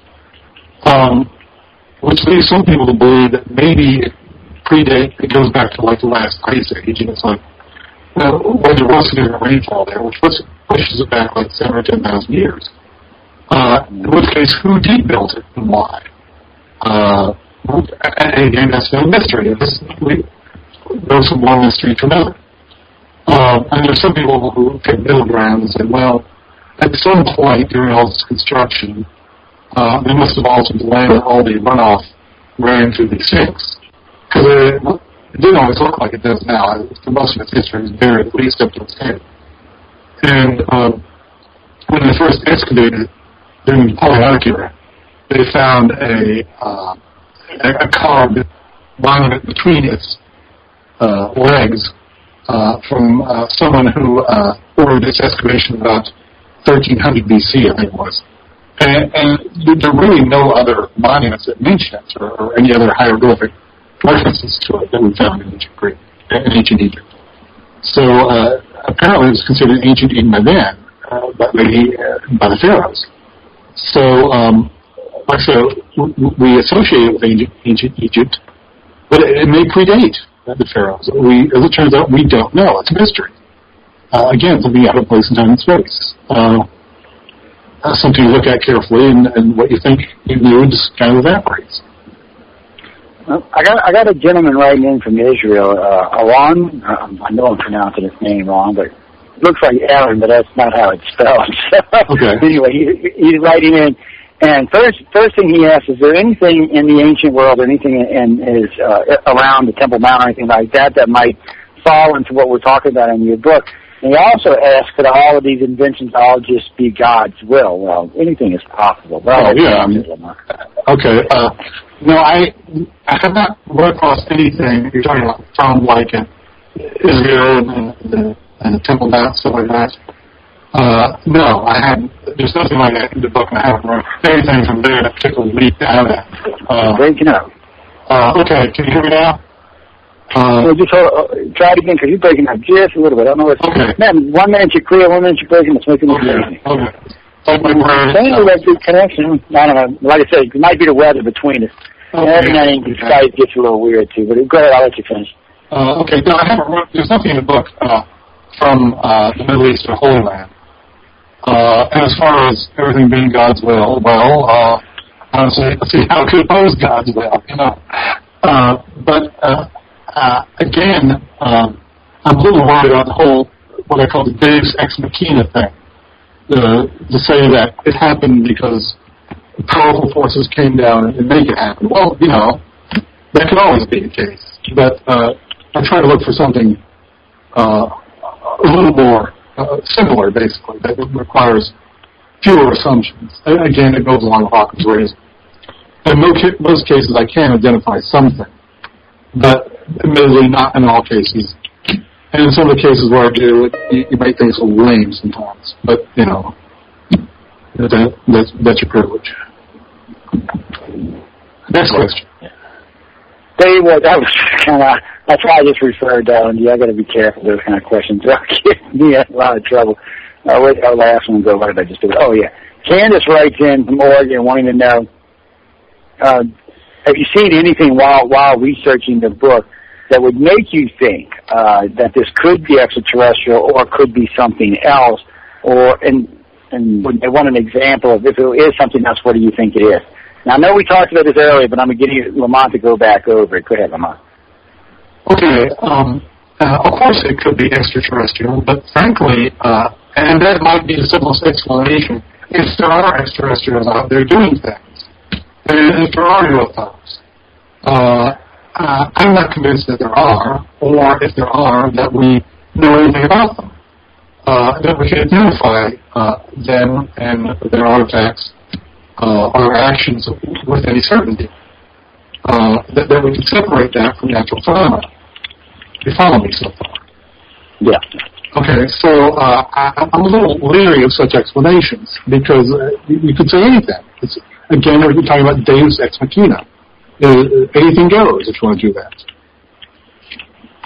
So again, I try to stick to going back to Occam's razor, and so I have found nothing that has shaken my faith and made me decide that human history is a product of extraterrestrials. What I have come to suspect is that it may be that we don't understand. In fact, I'm certain we don't really understand time. And it deserves more study than it's getting. We take it on faith that it exists, and I think that faith is unwarranted. I think it may be very possible that the passage of time is an illusion created by our perceptual framework, our perceptual mechanism, which requires that we perceive things in serial order, one thing at a time. And presumably there's some judgment involved about what we do perceive and don't. And somehow we sync this with each other, et cetera, et cetera. If passage of time is an illusion, presumably space and three-dimensional objects are also, but I can't really prove that. But anyway, that piece of information I realize is not very useful. It implies that we're part of the machine, and we can't really step outside it and examine the machine and understand its workings. And that's not really as upbeat as I would like to be, I guess. But I'm saying that maybe we should pay more attention to this phenomena, and then maybe we could define the sort of outline of this thing. If we can't get outside and look at it, at least we can understand where we are in it. But it may be we're like fish who can't understand what water is. Yeah. Whoops. I was reading a question while you were answering that question. Oh, okay. Bob, but I just thought, I try to keep them in my head while we're going, because I don't want to have questions coming in. Now, Bob Ash writes in, Bob, where are you from? New York City. Well, how you doing there in New York? I'm getting hurricanes this year and stuff. And because I have a southerner's feel now. No, y'all got the real hurricanes. I ain't got nothing to worry about. What's this question here? Where did it go? Oh, no, I lost the question. Oh, there it is. Bob basically wants to know, what possessed you to take this subject line? Now, we know you're a writer. We know you write different stuff. Oh, and he also wanted to know if you have any other books to credit, if you could please mention them. Not about history topics like this. No, he just meant in general. He just meant in general any other books. Because he said he found you fascinating. He was just curious to what other books you had. Okay, well, I'm glad I did. And, I spend most of my time writing nonfiction stuff for computer and industrial magazines, which, of course, involves considerable research, and you have to keep on top of things. So I transferred that to history, basically. I'm also a history buff. And the same approach does seem to work. Take nothing for granted and try to investigate everything from multiple angles. So I got into this basically because I am a history buff, and I kept noticing things that if you look at it a little differently, suddenly it flies in the face of a strictly linear conception of time or history.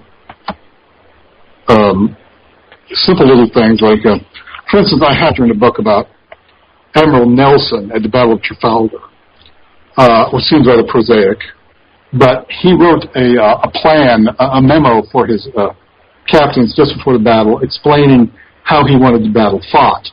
And he diagrammed it in terms of, I want to send X number of ships against X number of enemy ships in this part of the enemy line, and this part of the enemy line, and this part of the enemy line.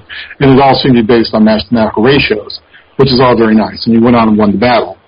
Now, the battle was in, I think, 1805. In 1916, 111 years later, someone sat down and formulated what we call the N-squared law of mutual attrition, and then applied it to this memo he wrote, and realized it fits perfectly. So it appeared to be based on a mathematical formula published 111 years after the battle and after his death. He doesn't mention anything like that in his memo or in his writings. His captains don't mention anything about this in their memoirs. But it follows the law exactly. It's as if he knew it. Again, something that flies in the face of the strictly linear conception of history. Usually, at least modern history has been discoveries amount to letting the genie out of the bottle. Now that we know how steam locomotion works, it probably won't go away. We'll never lose that basic knowledge. Now that we know how gunpowder works, et cetera, electricity, once it's out of the bottle, it seems to be around to stay. And I think if this had actually been discovered in his lifetime, it would have been out of the bottle. But it wasn't, so where did he... Again, something that flies in the face of the strictly linear conception of history. And of course, earlier I was talking about Jules Verne and his first novel, which appears to be a sort of an outline, a description of the Apollo program, with all these details that just go well beyond any coincidence. Have I convinced you so far? What was the question? Well, actually, we got other ones just coming in. Okay. While we're talking, I was listening to you talk and reading these at the same time and watching the virtual auditorium as well. We keep an auditorium, a chat room on Pal Talk, which right now I think there's about 30 people in. And they just hang out, and I use it for two things. One, if we want to take questions, we can take questions directly out of the room, which is great. But I also use it to keep tabs of the interviews.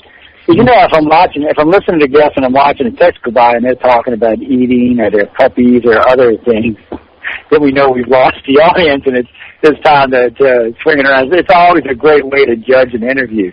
Because you just never know, what a listening audience is going to be into. You just don't. I mean, we're talking to a lot of people here and they could be into any damn thing, which I find interesting. Anyway, now let me switch over to this. We've been taking questions from that. Let's go be fair and take questions from over here. Guys, if you've been calling and I have not been watching Skype line, so I apologize for that. I've been actually reading because we got a bunch of emails coming in. So I've been kind of reading through the different email lists, matter from the UR and list right now. Now, this is Don writing in. Don, where are you from? Don is from Ohio. Well, hello up there in Ohio. How you doing up there? He wanted to know basically, let me scroll down and make sure I got this whole question right in my head. Okay. He wanted to know if you, while you were looking through all of this, while you were writing the book, Did you see anything that may have, like in not Mesoamerica, in Native Americans? Anything from like America, say, 500, 1,000 years ago, 1,500 years ago. Actually, he's got 500, 1,500, and 2,000 years written. So I'm assuming he's talking about the last 2,000 years on the American continent. If anything substantial was mentioned in the book there. Yeah. That was interesting, by the way, here, Don. Yeah, I do have a section on the Kennewick Man. That was the skeleton that was found in Kennewick, Washington, in whenever it was. If I find the chapter here, I can tell you. In the 90s, I think it was found on the again in Kennewick, Washington. They assumed it was some forgotten pioneer. One, it was had Caucasian features, and two, there was an arrowhead stuck in the guy's thigh. And except when they examined it closer, they realized this was a stone arrowhead of the type that hadn't been used for thousands of years. So they did carbon dating on the bones, discovered they're about 8,000 years old. Now, to be 8,000 years old and have Caucasian features and being Kennewick, Washington, that's kind of mutually exclusive things.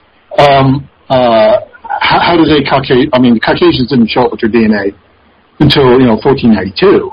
So how did this guy get there? If he showed up from Europe, he crossed some mountain ranges. Further analysis showed that he may not be Caucasian, but what they call Caucasoid. He looked vaguely Caucasian, but could be from the Ainu people of the Aboriginal people of northern Japan, which is interesting, but northern Japan is no closer than Europe when they're in Kennewick, Washington. We still don't know how the guy got there. But on the other hand, they find very few skeletons that old in the Western Hemisphere. And the ones that have, just a couple others that I know of, one had Polynesian DNA, and one had African DNA. So people apparently were, either there were people really getting around back then, or what we take of stereotypes now didn't really fit then. There's been so much, slow mixture between now. We really can't say that, this person was from there. Maybe they passed through at some point. I think it just goes to show that we really don't know as much as we'd like to know about prehistory in North America. I mean, it's still an open book, a closed book. It is. I mean, cause, anytime I think about this particular continent, because lately we've been working on a blood type study for alien abductions and things along these lines, and while we're doing this blood type study, because we've been asking anybody who said they've seen an alien or had contact if they would submit their eye colors and blood types, kind of curiosity to see where it leads, and there has been some interesting finds in that. But more importantly, in the old days we were taught we all came out of Africa, right? That's where we came from, and we migrated up and across the land bridge and down to South America. Well, I'm working with 3 doctors in this blood type study, so I asked them a question one day. I said, if that's true, why is everyone in South America and Central America 99.9% O? If we had actually migrated over, then we'd be A or AB or AB, because that was the dominant blood types in Africa and Europe, not O. O is extremely dominant in the Americas, but not so much. I mean, it's over there. It's 20 and 30% like it is there. But here, in these two, you're talking Central and South America, 99% O. And in North America, it's 50%. And what it looks like that it started from South America, moved into Central America. You can even see where it moved into the central country. It moved up to the upper West Coast, and then on Alaska. They might have went the other way. So what I'm actually thinking is we started on both sides of the ocean and met somewhere in the middle. It's the only thing that makes any reasonable sense. And I talked to a DNA specialist about that, genetics about this. And I asked him point blank, what would it take to create a healthy population of 6 billion? He said you'd have to have a minimum starting population of 6,000. He said there ain't no way there was a minimum starting population of 6,000 on the Africa savanna back a million years ago. They would have never survived. There would have been too many of them. There wouldn't have been enough food. They would have been too vulnerable to predators. It just wouldn't have happened. He said, but you could have had a smaller population that started there, and a smaller population started in the Americas, and then eventually met and interbred, and those two blood types got together, and created the population that's here today. That actually makes sense to me. And now these 3 doctors are writing a thesis on it, which would be interesting, because I'll get an honorable mention in it for bringing it up. But these are the kind of stuff while you're doing research that you run across. You know, nobody ever thought to ask these guys why. You know, all these big-name scientists, all these genetic experts, and no one ever asked the question why that South America and Central America are 99% old. If we came from Africa, no one even ran. That's what the doctor said, and he thought it was funny when I talked to him about it. He said, only because no one's ever really asked this question before. He said, we just assumed that the theory out of Africa was correct and moved on. Right. He said, but that's going to change. So that's interesting. So, you know, you stumble across things like that. And let's see. Dan Aykroyd. Oh, that's somebody writing about Dan Aykroyd. Sorry about that. Does Dan Aykroyd believe in aliens? Ask Dan. I have no idea. Actually, I do, but ask him anyway.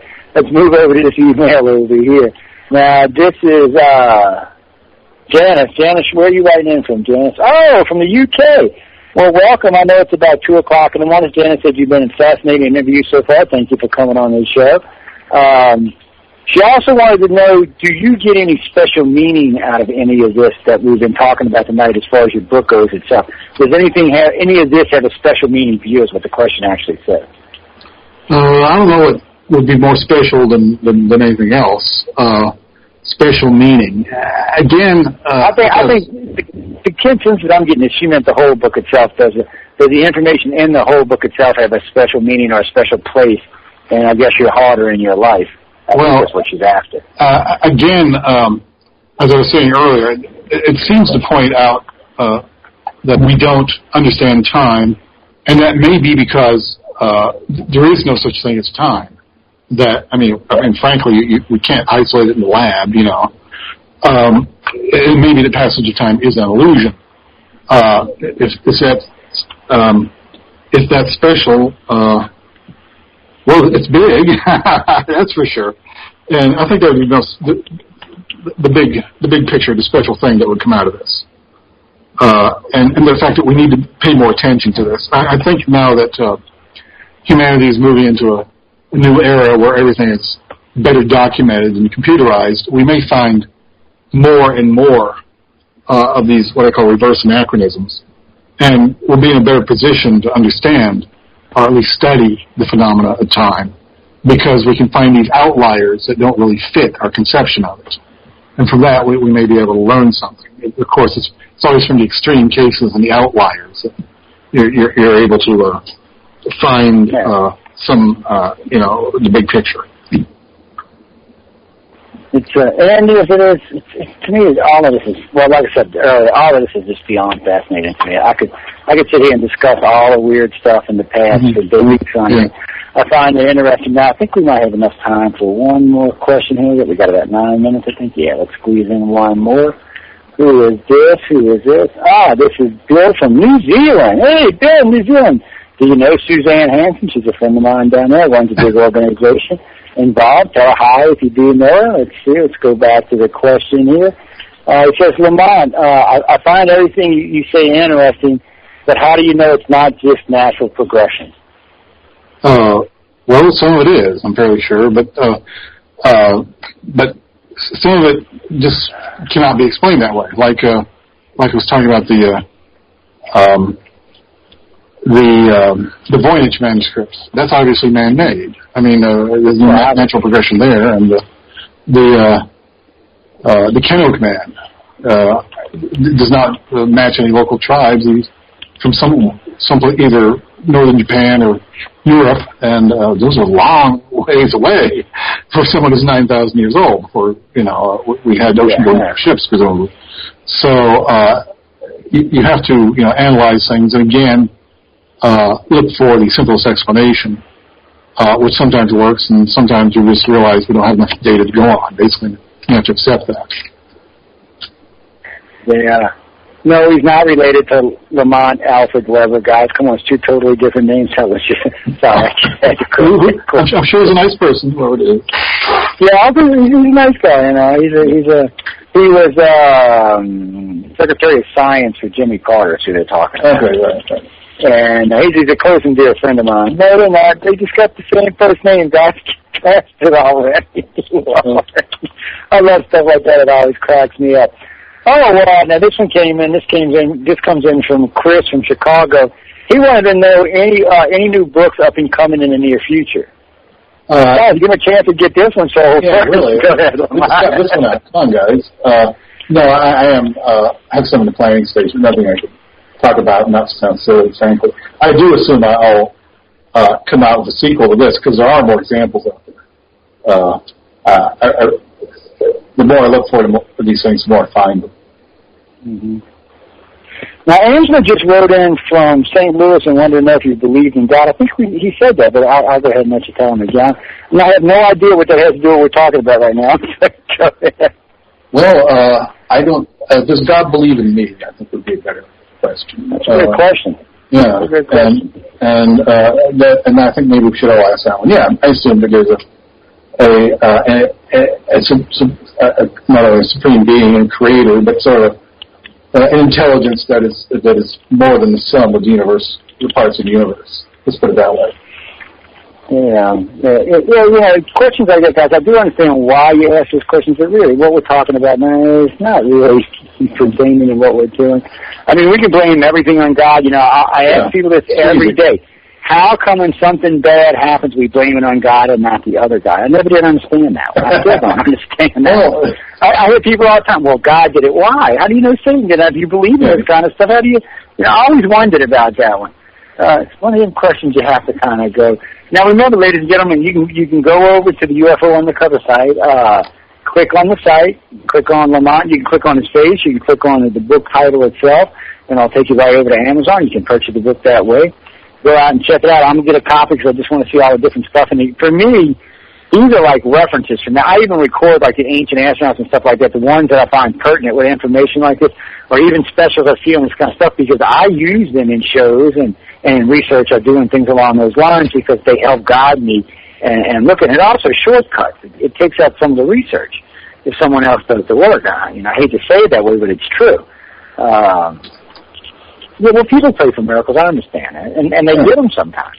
Yeah, it doesn't mean that God did it.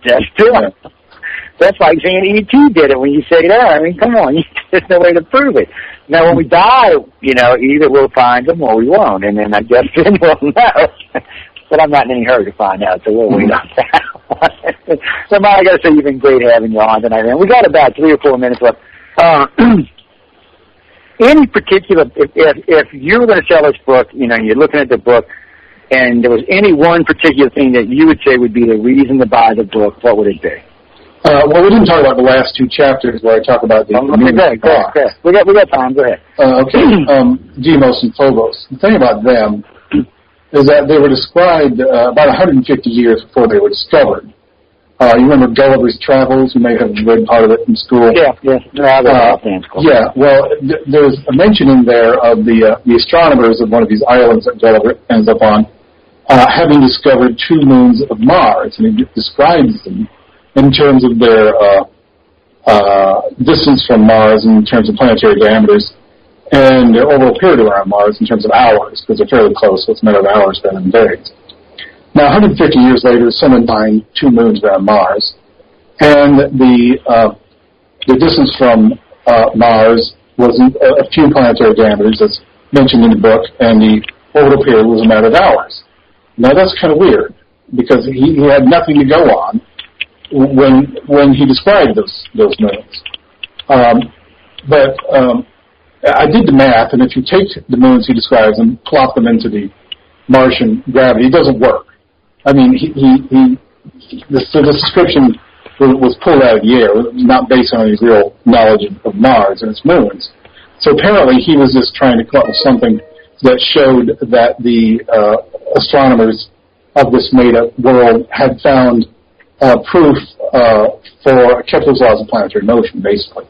Because if you do the math on his invented moons, it does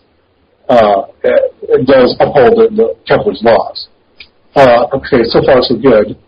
But then we have sent probes to those moons, and on Phobos, the inner one, we find, well, there's several things about it before I get to that.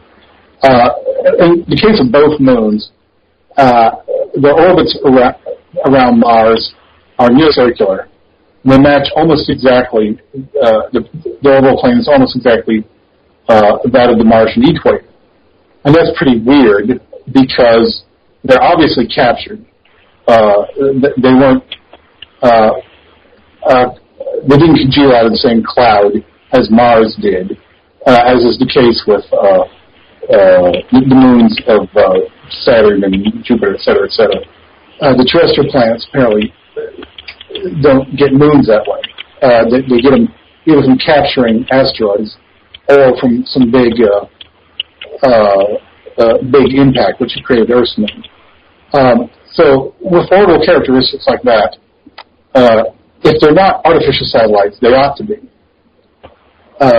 Because to be captured, something has to fall toward the planet, miss the planet, and then whip around it.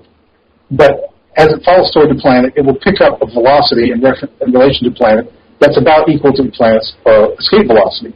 So if it doesn't hit the planet, it'll whip around and escape, unless something has slowed it down. Now, with the outer planets, you usually have a retinue of moons that could use their gravity comes in, and it ends up being captured. But with Mars, you only have Deimos and Phobos. They're tiny. I don't think they captured themselves or each other. So again, if they're not artificial, they ought to be. Of course, you'd think they're, would have to be made of sheet metal, and the photos show that they're like big charcoal briquettes. I mean, they're not made out of sheet metal. Although one analysis shows that Phobos is probably about 30% hollow. That doesn't mean there are people living inside it or something. That means it's just not packed very tight. But, if to have moons like that, fairly low orbit, right on the equator, made out of material that you could mine minerals from to get oxygen out of for rocket fuel, would be very handy if you're involved in some kind of planetary navigation. So maybe someone put them there for that reason. You could take asteroids and slowly maneuver them into orbit around Mars and have these what are called way stations where you would mine fuel and store it for your rockets going back and forth. So who did that? Well, we didn't, pretty sure. So I have to throw that one out. Now, I come up with an explanation that purely for entertainment purposes. And I don't want to sound like I'm doing the E.T. thing, but I point out, let's say, do we have time for this? Or? Yeah, go ahead. We get 2 minutes. Go ahead. Okay, so I point out that the dinosaurs were wiped out by an impact, that the Chicxulub was saying, by an object that's about the size of Phobos. So maybe somebody tried it here on Earth and they slipped up. Now, among the dinosaurs that was wiped out when this thing impacted was a species called Sterthominus, who stood upright and had grasping forelimbs and stereoscopic vision. Right, and that's us. We stand upright at grasping forelimbs, stereoscopic vision. If some of them had achieved some extra, brain capacity, as we have demonstrated in our history, achieving technological mastery only takes a few centuries, when things get rolling. Maybe they did that and ended up, plastering themselves. I don't really know, but a recent space probe has taken a picture from Phobos that appears to show something on the surface of it that to me looks like a top of a silo sticking out of the dust. Now, it could be a very large, very symmetrical boulder, which would be odd. Or it could be, who knows, some kind of leftover equipment. Now, the ground around it, if you can get the original NASA photo, shows the usual little craters, but they're also like reverse craters, little bumps in the ground, as if the dust is covering something else in there. So, at this point, I'm getting to believe that space exploration is not a luxury. It's something we really need to pursue for its own sake, because we live in the same solar system, and I think we need to understand what's going on. Okay? Yeah, I agree. Yeah, no, I got that. Yeah, that was a good wrap up there. That was good. We were out of time. We actually went over a minute or two there. I actually had some comments on there, but now I know we're short, and so I'm not going to be able to say them. Lamont, you were a great guest. I had a great time tonight. I'll have to get you back in the future just so we can. Well, I'm gonna get the book so I can actually go through it. We'll come back. Okay. And, Okay. And that'll make it easier on me too. But anyway, I want to tell you, you did a great job tonight. You were fantastic. I'll look forward to talking to you again in the future. Any parting words before we get out of here? Again, its title is Out of Place in Time and Space. And guys, it will be available on UFO Undercover site until next Monday. I think we leave it up Monday. It's actually Tuesday. We don't switch guests until Tuesday, so you can catch it any time. You can go right over UFO Undercover, click on the picture of the book, and it'll take you right to the Amazon site. There you go. Easy peasy. Can't ask for any more. And again, Lamont, thanks for being on. I had a great time, man. Okay. I appreciate it. Good night. Good night. Ladies and gentlemen, Second Sight will be joining us here in just 1 minute to come on and discuss who their guest is going to be this week. I hope you all enjoyed time talking to Lamont. Y'all know this is one of my favorite topics. Anything dealing with ancient world, especially stuff that are out of place, like this always fascinates me. Stephanie, what's up? Hi, Joe. What's going on, Joe? Hey, Chris, what's up, man? What y'all doing, guys? You sound surprised that I'm here. I'm always with Stephanie. Oh, yeah, sure. I believe it. I'm easy, man. I believe all these stuff and things. Sure. How y'all doing, man? I believe everything. You can tell me you got pretty land in the swamp for sale I buy. Like, that's how easy you are. Well, we have the Verrazano Bridge for sale here. I ain't buying no bridges, though. Bridges worry me. Them invisible ones especially, or the ones that are falling down, really worry me even more. So, guys, what y'all up to? Well, tomorrow night we got a really cool show. We have a tarot expert, Scotty Roberts, and first time we've ever had a tarot guy on the show. He's going to give some readings. We're going to have some callers, I guess, on the second hour, and he's going to give a couple readings out to... Yeah, they're three-card readings. It should be interesting. We've never done it on the show before, so we want our listeners to call in to get a nice free three-card reading. And, of course, tomorrow we have the new segment, The Church's Second Sight, which is basically we take a topic. Usually one of our listeners give us a topic, and we take it and we run with it. We tell you what we think about it as real as we can. We hold nothing back. And Stephanie, can I get an amen? Oh, Lord. You see what I have to deal with, folks? and tomorrow's topic is wannabes, people who want to be like me. And I'm going to give it to them. You want to be like you. Yeah, why not? Well, guys, you better write down the number, because 504-273-737 You know, the last 3 times we did tarot readings on the network, it was standing room only. So you better. Maybe we have to do the whole second hour calling. You never know. We'll take as many calls as we can. It's going to be good. This guy has extensive experience with tarot from historic levels to, he's really knowledgeable. So we're looking forward to this guest. It's going to be a good night. You know, that's a good idea. I might have to do that next Wednesday, do some tarot readings, because we're going to be doing a witch show. I might break out the whole cat card. Oh, yes, you guys. Crowley's cards are scary enough, but I got these cat cards. These things are basically just evil. I mean, I'll tell you what, I used to do 3 decks. I used to do the good medium deck and the bad deck, because it always gave everybody one end or the other, and so you could find a happy medium yourself. Right. The cat cards are always will tell you the bad stuff that's going to happen to you every time. That sounds like it's fun, though, with the cat cards. Yeah. Well, we might break them out. We'll see. But, guys, y'all be sure to check out Second Sight tomorrow night. Come over and check it out. It's Second White NYC, 8 to 10 Central Time, right? Yeah, I got that right. No, 7 to 9 Central Time, 8 to 10 Eastern Time. Oh, I'm giving y'all a long time. That's never good. Guys, thanks. Come on, any part words before we get out of here? I think we just want everybody listening. We're looking forward to having a great show, and thanks for having us on to plug it. We'll see you folks tomorrow. No. All right, guys. See y'all tomorrow night. Good night, everybody. And I am delighted that you are here. We're here because you have a right to know. We're